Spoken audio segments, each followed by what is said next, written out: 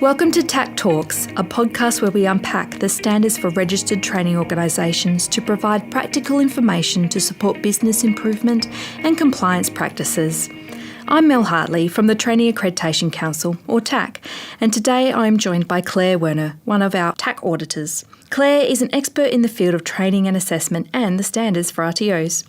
Today, she will help us navigate the topic of where units fit into the Australian Qualifications Framework.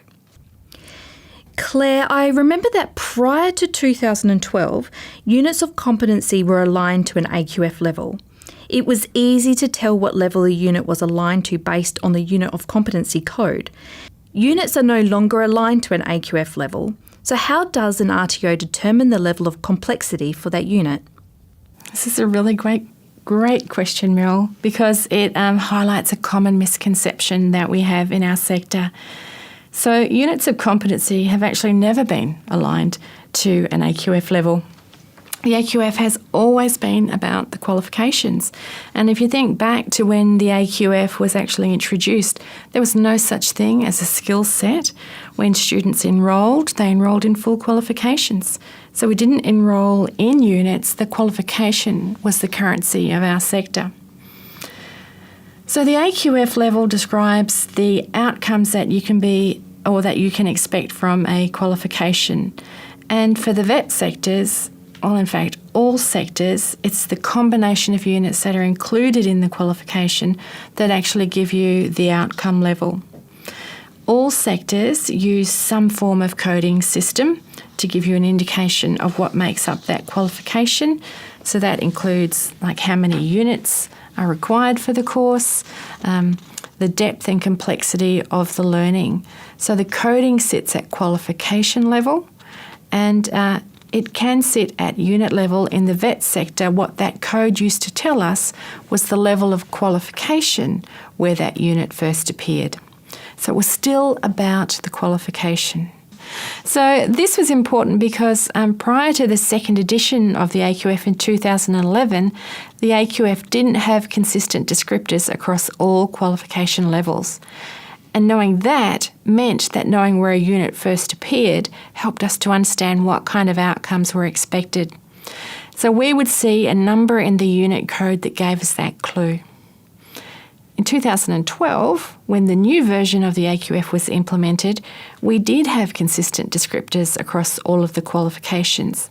That meant that when the units were developed or revised as part of the training package development process, the developers had clear and consistent guidelines about the language to use in the units, and the whole need for a clue disappeared. So some training package developers have kept the clue, others have removed it. Now, when we look at the units, we should be using the information and the language in the units to understand its complexity. Sometimes that's really easy because the verbs used make it really clear. So for an example, you might say, or you might read, follow OH&S procedures or assist in organising a meeting. You might also see something like analyse OH&S information to determine system improvements or evaluate satisfaction data to determine changes required to an operational process. So those verbs, follow and assist, require really different types of outcomes to the verbs analyse and evaluate. Follow and assist are far less complex, and so we really need to pay attention to what the unit is asking for as an outcome. There are other parts of the units that also help us to understand the complexity that's required. So you think, for example, of doing a task as part of a team as opposed to doing it by yourself, Mel. Think about following set procedures as opposed to needing to react and adapt to changing situations. Think about the level of autonomy in a job. The complexity and depth of knowledge that you require in those situations are all very different.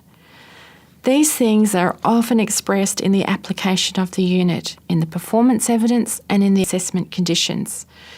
So all of these things are then confirmed by our engagement with industry. So fully unpacking and understanding the unit requirements in the context of the workplace is how we determine what the level of complexity is. Thank you for that, Claire.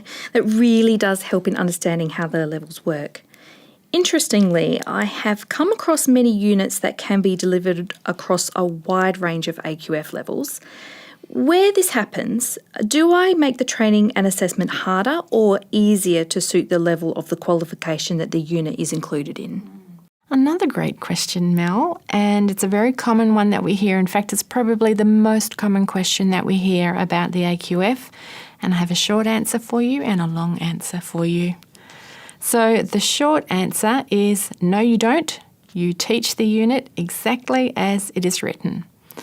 And a long answer to explain that a little further is that when you think about what we have already discussed and how the AQF works, it's the combination of outcomes from the units in the qualification that actually give you that outcome. So the unit is a unique entity and it is looked at exactly as it is written. So the training package developers have expressed in that unit the work outcome that industry wants and that industry has endorsed. So when a unit appears in multiple qualifications, it's because that's the work outcome that is needed. If a more complex work outcome was needed, then the training package developers would have written another unit that was more complex. So we do not change the level of the units. So let's think about it from another perspective as well. We think about it from the principles of assessment and the rules of evidence. Changing a unit to make it harder or easier actually compromises many of those principles of assessment and rules of evidence. So validity, for example. Validity, we ask the question, does the assessment process assess what it's supposed to? The unit, the answer would be no, because you have actually adjusted the outcome of the unit. Same with reliability. Does the assessment process assure that we make consistent assessment decisions? Again, the answer would be no, because you've adjusted the outcome of the unit. When we think about fairness, is the process fair for all the candidates? Again, the answer would be no, it isn't, because you've made some students demonstrate more or less than other students because you adjusted the outcome of the unit. Go to the rules of evidence and think about sufficiency. Is the student providing sufficient evidence to make a decision of competence against the unit? Again, no, because you've simplified the unit, there will definitely not be sufficient evidence to make your judgment. So it becomes really clear that you shouldn't change the outcomes of the unit. It compromises the quality of the teaching, learning and assessment process. Thank you, Claire. So what would you leave as a takeaway message for our listeners?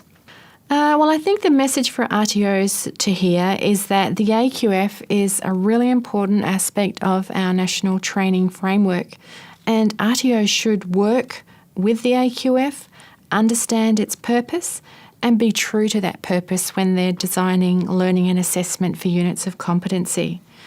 The unit of competency is our guide. We unpack it, we understand it, and we confirm our understanding and approach to training and assessment with industry through our engagement activities. Thank you for speaking with us today, Claire, and providing us with a deeper understanding of the topic.